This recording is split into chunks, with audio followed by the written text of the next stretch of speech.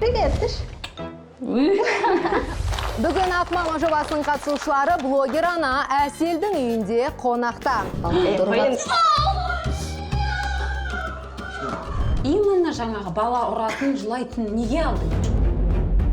Миымен телефонның ішіне кіріп кетеді ғой. Екі жанда жастағы бала келіп үйтіп отырып, жоқ десе жоқ, я десе я дейді. Әйел адам тыңдаған кезде балалар робот сияқты болу керек. Бала жылаған кезде бұл беріп құтылған. Блогер болып ананы түсіріп, қай уақытта оны иілеп үлгересің. Баланың қасында Әсел сен жоқсың. Барсың, бірақ сен жоқсың. Ендеше сіздердің берген бағаларыңызбен мамандардың берген бағаларын қосып, қорытынды балды білсек.